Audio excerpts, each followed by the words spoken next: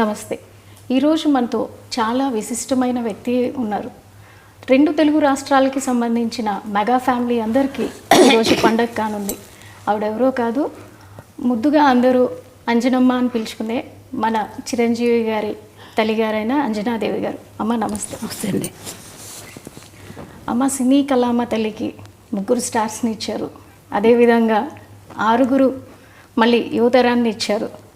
So ఇప్పుడు మనం పవన్ కళ్యాణ్ గారు డిప్యూటీ సీఎంగా బాధ్యతలు తీసుకొని 100 రోజులు గడుస్తూ ఉంది. సో దీని మీద మీ మనోభావాలు చెప్పండి. ఎలా ఫీల్ అవుతున్నారు? ఎంత కష్టపడ్డాడు అంత వాడికి సుఖం వచ్చింది పాపం. ఇప్పుడు అంత కష్టపడాలి కదా, ఇంకా ఎక్కువ కష్టపడాలి.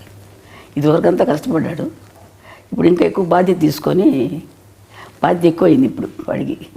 మీ ఇంటి చిన్నోడు రాష్ట్ర ప్రజలందరికీ పెద్దన్న అయ్యాడు. దీన్ని ఎలా భావిస్తున్నారు? ఆయన బాధ్యతలు సంతోషంగా ఉంది. అంత కష్టపడ్డా వాడికి భగవంతుడు మంచి ఇది ఇచ్చాడు, అదృష్టం. ప్రజలకు సేవ చేసే భాగ్యం ప్రసాదించాడు. 10 ఏళ్ళు అవుతుంది ఇప్పటికీ ఆయన స్థాపించి. 10 ఏళ్ళ నుంచి ఇంటికి దూరంగా చాలా పీక్లో ఉన్నటువంటి కెరీర్ని పక్కన పెట్టి రాత్రింబవళ్ళు ప్రజలతోనే ఉంటూ ఆయన ఎక్కడ ఉంటే అక్కడ, కొన్ని ప్రాంతాల్లో అయితే కనుక ఆయన నేల మీద పడుకున్న రోజులు కూడా ఉన్నాయి. మంచినీళ్ళు దొరకని ప్రాంతాలు అంటే పాడేరు లాంటి ప్రాంతాల్లో కూడా ఆయన తిరిగి ఎప్పుడు పట్టుపరుపుల మీద ఉండే పర్సన్. ఒక్కసారిగా ఆ విధంగా ఉంటాం. అలా చూసినప్పుడు మీకు ఎలా అనిపించింది? బాధగా ఉంటుంది. మరి చెట్లు తిరుగుతున్నానంటే వారికి అవన్నీ ఏ లేదు. ఇంట్లో అయినా సరే ఎక్కడైనా అట్ట పడుకుంటాడు. అలా షూటింగ్ వచ్చేసి అలా ఆ సోఫాల మీద అలా పడుకొని నిద్రపోతాడు. గదిలో పడుకోవాలని లేదు. కష్టపడతాడు. ఇంత కష్టపడ్డానమ్మా అని కూడా చెప్పడు. నాకు బాధగా ఉంటుంది వాడు చేస్తుంటే, అట్లా అంత కష్టపడుతున్నాడే బిడ్డ అని చెప్పేసి. చిన్నప్పటి నుంచి కూడా ఏం అడిగేవాడు కాదు అసలు. చిన్నప్పుడు అదొకలా కామ్గా ఉండేవాడు అంతే మనిషి. అన్నం భోజనానికి రమ్మంటే కూడా వచ్చేవాడు కాదు. అందరూ వచ్చేవారు, వాడు లేట్గా వచ్చేవాడు భోజనానికి. ఇది కావాలి అది కావాలని ఏం అడిగేవాడు కాదు అసలు. మీకు చేతి వంట ఏది ఇష్టం ఆయనకి? వాడికి పలావ్ ఇష్టం. పలావ్ ఇష్టం తింటాడు. ఏదైనా తింటాడు కానీ పలావ్ అంటే కొంచెం బాగా ఇష్టం. మీతో ఉన్నప్పుడు ఆయన ఎక్కువగా పలావ్ తీసుకుంటారు అంటే veg non veg? Non veg. Non veg అడగడు. ఇది కావాలి అది కావాలని అడగడు నన్ను. ఏది నాకు మనసు ఒప్పగా చేసి పెడతాను. పెట్టాలి కదా వాడికి పాపం, ఏది అడగడని చెప్పేసి. సో చిన్నప్పటి నుంచి నాకు ఇది కావాలని ఏది అడిగారు? అస్సలు అడిగేవాడు కాదు. నేను ఏదో ఒక ఇంటర్వ్యూలో విన్నట్టు గుర్తు నాకు.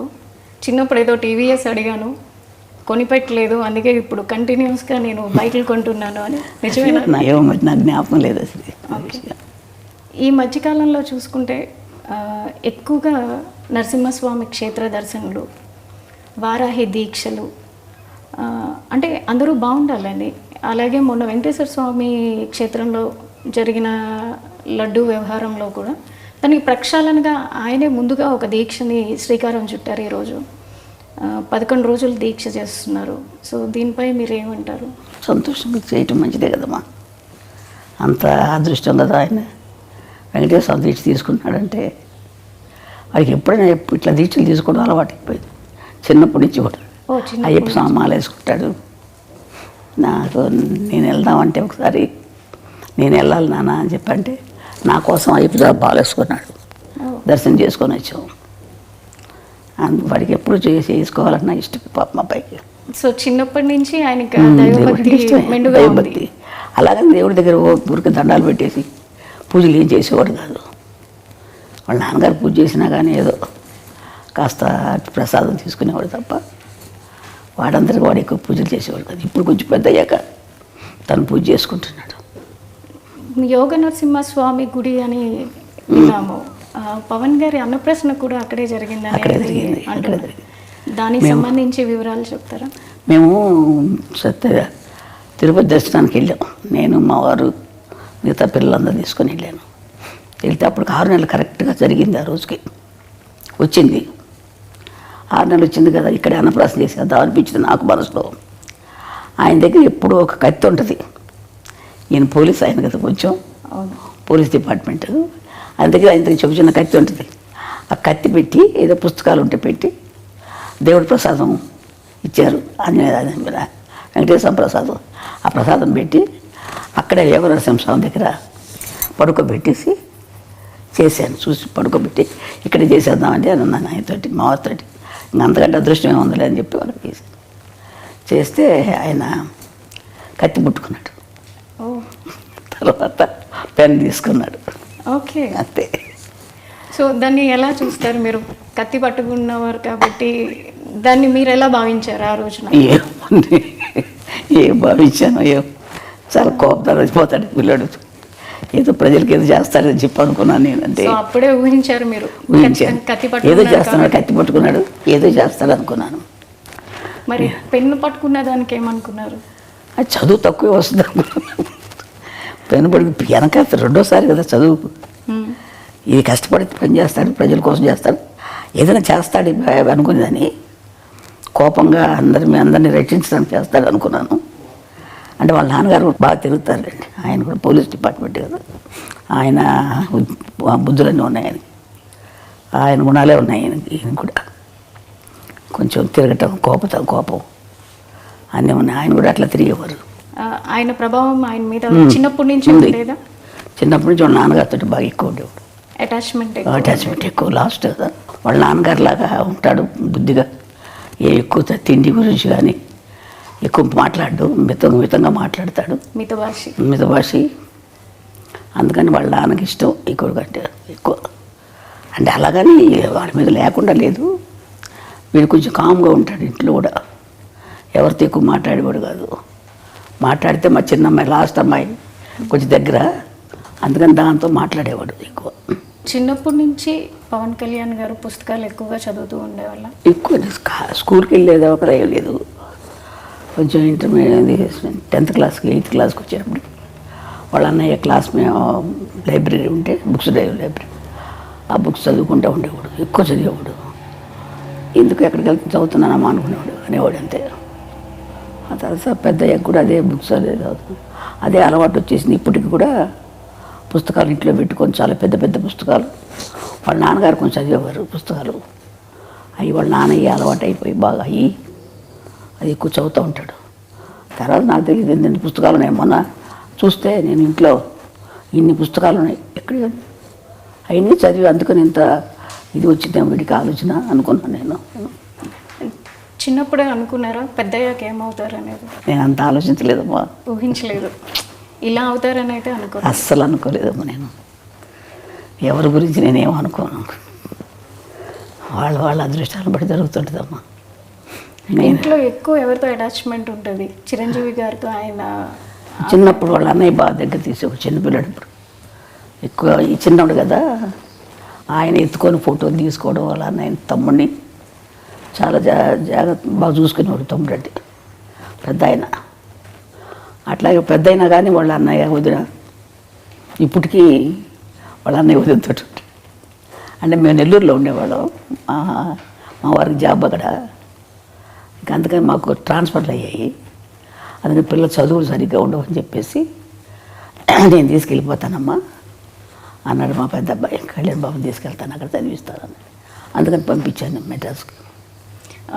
కళ్యాణ్ గారికి మీరు అన్నప్రసన్న ఇప్పుడే పేరు పెట్టి ఉంటారు కదా, చిన్నప్పుడు పెట్టిన పేరు పవన్ కళ్యాణ్ అయినా? లేదు, కళ్యాణ్ కుమార్ అని పెట్టాం. శ్రీ కళ్యాణ్ కుమార్ అని పెట్టాం. ఆ తర్వాత పవన్ అని ఎవరో పెట్టారంట, నాకు తెలియదు అది. ఇప్పుడు అన్నప్రసన్న చేసినప్పుడు మీరు ఖచ్చితంగా ఏదో సాధిస్తాడు అని అనుకున్నారు కదా. 10 ఏళ్ళు అవుతుంది పార్టీని స్థాపించి. దానికన్నా ముందు ప్రజారాజ్యంలో అన్నగారితో ఉంటూనే అక్కడ యూత్ వింగ్ చూస్తూ అప్పుడు ప్రజల్లోనే మమేకమై ఉన్నారు.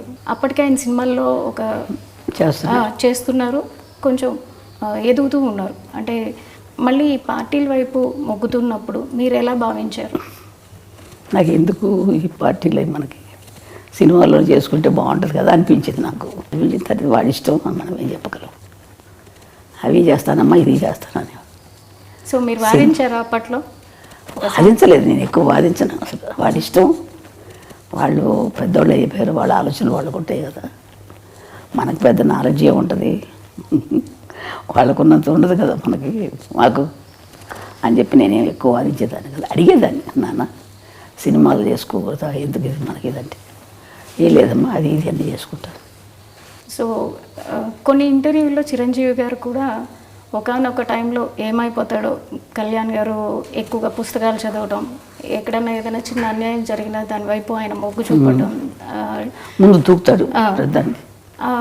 అది చూసిన తర్వాత నేను ఒకానొక టైంలో ఎక్కడ ఒక రెబల్ అయిపోతారో అని భయపడిన రోజులు కూడా ఉన్నాయి అన్నారు. సో మీరు కూడా అట్లా ఏమన్నా? నేను లేనప్పుడు దగ్గర లేను, మేము నెల్లూరులో ఉండేవాళ్ళు, మాకు తెలియదు, అది వాళ్ళ అన్నయ్య తెలుసు. సో ఇప్పుడు ఎట్లా చూస్తున్నారు అంటే ఈ 10 years ఫ్యామిలీని వదిలేసి ఆయన ఉండి కష్టపడి ఇప్పుడు డిప్యూటీ సీఎంగా ఉండి వచ్చిన వెంటనే ఆయన మార్క్ ఎక్కడైనా చూపిస్తారు. మొన్న వరదల్లో చూసుకుంటే కనుక వచ్చిన రోజే ఆయన వచ్చిన వెంటనే ఇమ్మీడియట్ యాక్షన్ చూపించారు. వచ్చాను, తను పని చేసుకున్నారు. అట్లాగే ఎన్నైతే మనకి పంచాయతీలు ఉన్నాయో ప్రతి పంచాయతీకి డబ్బు అందాలన్న ఉద్దేశంతో ఆయన పంచాయతీలకి డైరెక్ట్గా అమౌంట్ని డొనేట్ చేయడం జరిగింది. సో ఆయన మార్క్ ప్రతి చోట కనిపిస్తుంది పొలిటికల్గా. ఇంతకుముందు మీరు చాలామంది రాజకీయవేత్తలను చూసుంటారు, ఇప్పుడు ఆయన చేస్తున్న విధానాన్ని చూస్తున్నారు, అది మీకు ఎట్లా అనిపిస్తుంది? మా అబ్బాయి మంచి పని చేస్తున్నాడు అనిపించింది నాకు. వాడు ప్రజలు సేవ చేస్తున్నాడు, చాలా సంతోషం. ప్రజలకు సేవ చేయాలి కదమ్మా, మనకున్నది మనం తింటాం కాదు కదా, నలుగురు పెడితేనే కదా మంచిది, సహాయం చేస్తేనే కదా.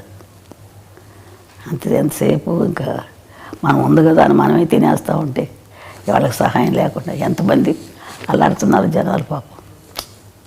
మన పాటికి మన జరిగినప్పుడు ఎంత బాధ కలిగిందో నాకు అసలు అయితే. అది కానీ తర్వాత ఇంకొక ఊరు కేరళలో ఇక్కడ ముందు కేరళలో మైనాడులో అక్కడ జరిగినా కానీ ఎంత బాధ కలిగింది, ఎంత అల్లాడిపోయారు బిడ్డలు, చంటి బిడ్డలు, వాళ్ళు వీళ్ళు ఎంత బాధలు పడిపోయి ఉంటారు. అదే నేను ఊహించుకుంటే నాకు ఎంత బాధగా ఉంటుందో అనిపిస్తున్నాను. చూస్తుంటాను టీవీలో వార్తలు, చాలా బాధ కలుగుతాము. అలాంటి వాళ్ళకి సేవ చేయాలి, తప్పదు. ఏదో మనకు శక్తి కొద్ది మనం చేస్తే మంచిదే కదా, వాళ్ళకి సహాయం చేస్తే. సెలబ్రిటీగా మీరు అనుకున్నట్టుగా సినిమాలే చేసుకుంటూ ఉంటే ఆయన డొనేట్ చేసి వదిలేయటం జరిగేది.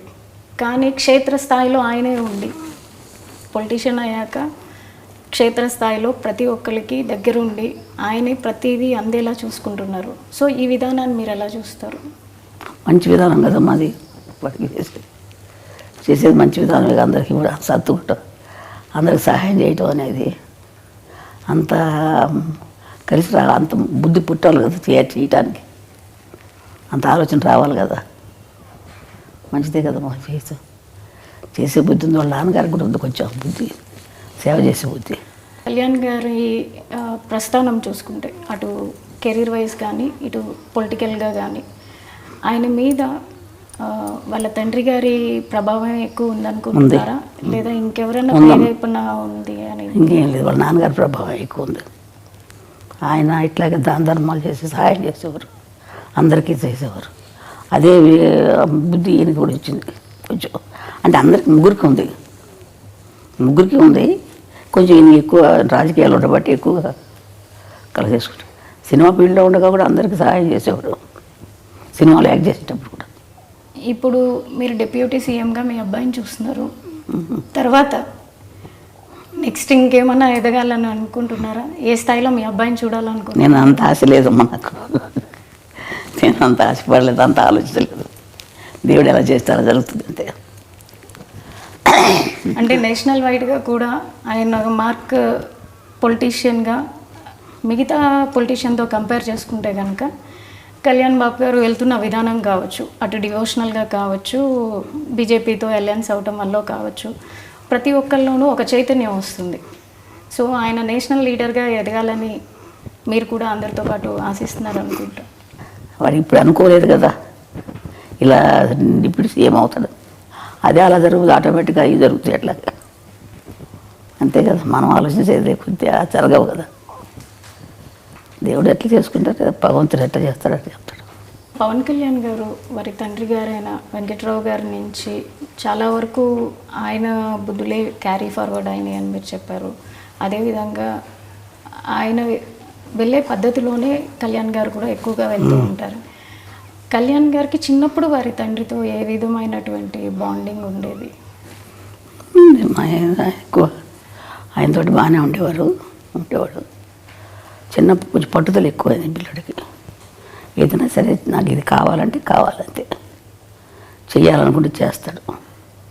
ఆ పట్టుదలంతా ఒకసారి మా అమ్మగారు ఊరు మా మొగల్తూరు, వెస్ట్ గోదావరి మొగల్తూరుకి ఆయన నేను తీసుకెళ్తానని చెప్పి ఆయన వెళ్తున్నారు మా వారు, మా అమ్మ వాళ్ళ ఇంటికి వెళ్తుంటే ఈయనకి రమ్మని చెప్పారు. అందరం వెళ్దాం అనుకుంటే ఆ రోజు ఇంకెందుకులే ఇప్పుడు వెళ్తాం అని చెప్పేసి మానుకోవాల్సి వచ్చింది. ఏదో కొంచెం కారణాల వల్ల మానుకున్నా అంటే, కాదు నాన్న వెళ్ళాల్సిందే వెళ్ళాల్సిందని చెప్పి పట్టుబట్టాడు. చెప్తుంటే వినేవాడు కాదు, మొండికి ఎత్తేసేవాడు. వెళ్ళాలి తప్పదు నాన్న తీసుకెళ్తాను.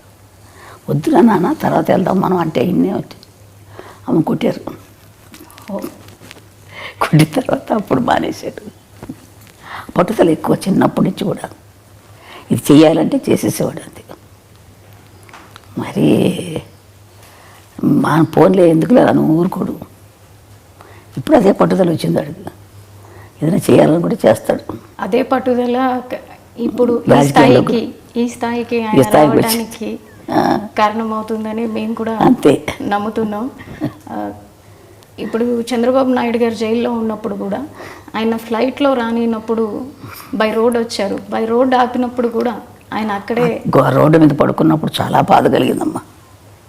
ఎందుకు ఈ బాధలేదు మనకు అనిపించేసింది. రోడ్డు మీద పడుకున్నాడు కదా, అబ్బా చాలా బాధ కలిగింది నాకు. ఎందుకు ఈ బాధలు, రోడ్డు మీద అలా పడుకోవాలా అని అనిపించేది. రాదు కార్లలో ఇచ్చేవాడు కాదు, నడిచిలేవాడు. అవును, కానీ సక్సెస్ చూసాక ఎట్లా అనిపించింది? ఆనందం, సంతోషంగా ఉంటుంది.